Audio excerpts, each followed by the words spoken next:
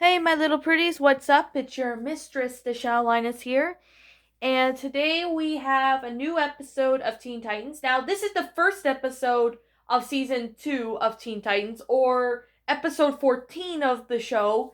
Whatever you guys decide to prefer to call this, that is all fine. Now, today in this episode, we're going to review is called How Long Is Forever. Now, I could say, now I'm just going to warn you guys right now, this is a pretty sad episode. Well, it's not, all the episodes not entirely sad, but I could definitely say there's parts of the story, parts of this episode that is really sad. And I'll be getting to that part, I'll get to it as we go on. So this is basically we find out a new villain, Warp. This is the only time we get to see him, which kind of sucks because I wish we could see him more in the show. Well, maybe if they ever make season 6, maybe we will get to see him again, but I don't really know for sure. But anyways, with this episode, How Long Is Forever, basically Starfire's got a holiday called, I don't know what, a friendship holiday with Tam, with what her home planets were, and she wants to celebrate with her friends, but Robin, is trying to listen to music, Raven's trying to read, and Cyborg and Beast Boy are arguing, and Starfire gets so tired of having the Titans fight, and they're not understanding what friendship really means to her, so she just loses her mind, and she says on Friendship Day they sell in her own planet they celebrate you know they celebrate their friendship day, and of course what's sad is she mentions close friends begin to drift apart if they don't celebrate or something. Now they go to a museum or something to find Warp, who is the villain, and they try to fight him, but Starfire goes into a time portal with time warp, and she finds herself, I don't know, maybe 20 or 30 years in the future, and she finds herself alone. Now, this is the part where it is a little sad. Parts of it is a bit sad in the story. Now, I really find this episode to be very sad at times. Like, parts of it was sad. But, I'm going to say right now, Teen Titans don't usually make sad episodes. But this is actually one of the first sad episode, I think. I'm pretty sure this is the very first episode that had contained sad moments, sad parts of it. I know there are moments that the Titans get sad and all that. I understand that, but this is actually one of the first episodes that actually it didn't make me cry as a kid, but it made me feel sad. Like I feel sorry basically in that way. Now, well, basically Starfire finds herself, 20 or 30 years in the future and or something like that, and she goes to the Titans Tower to find it completely empty, except for Cyborg, who's probably in his 30s or 40s or something. I don't know. And he basically said the Teen Titans broke up, and of course, Starfire wants to be, wants to defeat Warp and get back together and all that, so she can get to this time portal and go back to the current timeline. However, when Cyborg mentions that he has to find Robin, who aka Nightwing. Apparently, in this episode, Robin becomes Nightwing. I guess that's probably the character who Robin wants to be in the future. Wants, instead of going by Robin, he goes by Nightwing. But he's basically the same character, except Nightwing is like 1,000 times different in appearance compared to Robin. But he is still Robin, but with the voice and all that. But it's just the appearance is very different. So Starfire finds Nightwing or Robin and says she needs to find Beast Boy and Raven. So she finds Beast Boy, half bald, and he's like in a circus cart, and she tells him that he needs to, get together with the Titans to fight Warp. So at first the future Titans didn't agree, but they agreed with them at the end as soon as Nightwing decides, okay, let's do this. So basically, when Starfire goes around, she finds Raven wearing a white cloak and leotard, and except she's like in a asylum or something. I don't know what.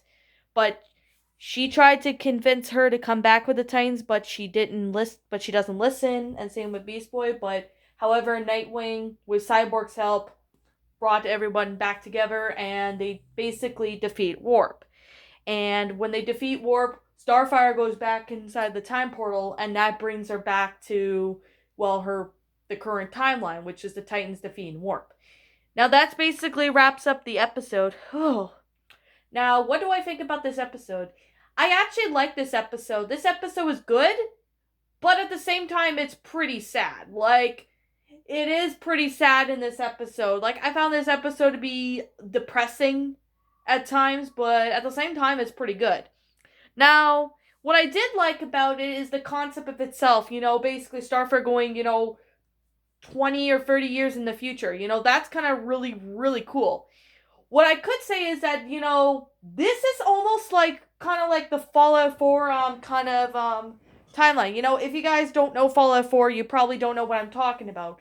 But if you guys do know Fallout 4, you're basically, playing the sole survivor, either male or female, depending on your choice.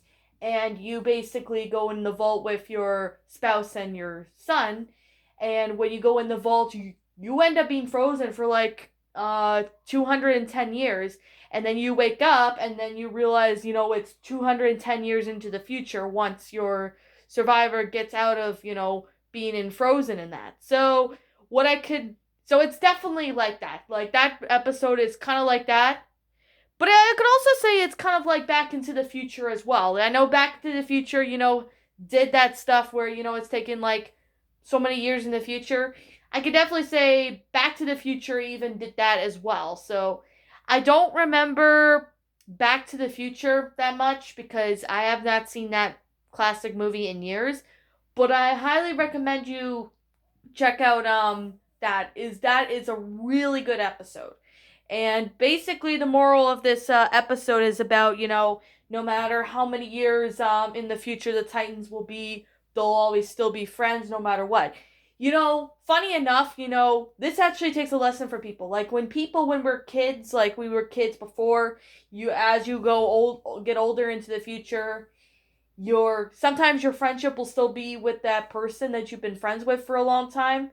And sometimes, things might change and you may not be seeing him or her or your friends for like years. So that's basically what this episode is just trying to teach. Now, the animation's good as usual. I like the concept of itself. The storyline was just fantastic. I love how this took, maybe either 20 or 30 years in the future. And I honestly adored this. Like, this is actually really good. Like, I loved this episode. This episode was actually very, very good. And I really have to say that this episode was sad. Yes, I'm admitting right now this episode is sad at parts, but other than that, it's a really good episode. And I'm not sure what you guys think, but you could definitely say that this episode was actually pretty good. Now, it's actually sad at certain parts, so if you guys get emotional at certain parts, then maybe I would skip, the sad parts of this. But if you think you can handle it like I handled it as a kid, and as an adult, I still find this episode to be quite sad as well. Even as an adult today, I still find this episode to be sad. Well, not all the entire episode is sad. Well, I think that there's other Teen Titan episodes that were also sad as well, which we'll get to them in the near future of videos. But I could definitely say that this episode was very sad. And, parts of it was sad. But I could definitely say that it was pretty good. Now, the time traveling thing is kind of like a mixture between Back to the Future, Fallout 4, and even Doctor Who in a nutshell. So basically, this episode's kind of like all three of those combined. And I could definitely say that I have not seen Doctor Who in a long time, so this obviously makes me want to go watch Doctor Who and the Back to the Future again, even though I haven't seen those stuff, that movie and show in years. But yeah, I could definitely say that there was a lot of great stuff in this episode, and this is obviously a great start to season 2 of Teen Titans. At least in my opinion. At least to me, that is. Well, anyways, guys, like I'm gonna say, this is simply my own personal opinion, and if you disagree with me, that's fine too. We're all entitled to our own opinions regards to these episodes in Teen Titans. This is simply my own personal opinion. If you like this show, that's fine. If you don't like this show, I respect your opinion as long as you respect mine. My final rating of this episode would have to be a 10 out of 10. The reason why I'm giving it a 10 out of 10 is because I found it to be good, but at the same time, it is sad. Parts of this episode was kind of sad too. I'm admitting it was sad, but I rewatched this episode and I almost cried because that it's sad at certain parts. You guys will understand for those who have seen Teen Titans like I have. Anyways, what did you think about this episode? Did you enjoy it? Did you not? Also, what would you have done personally to help make this story a lot better? Well, it's not a creepypasta. Why am I saying this? Well, what would you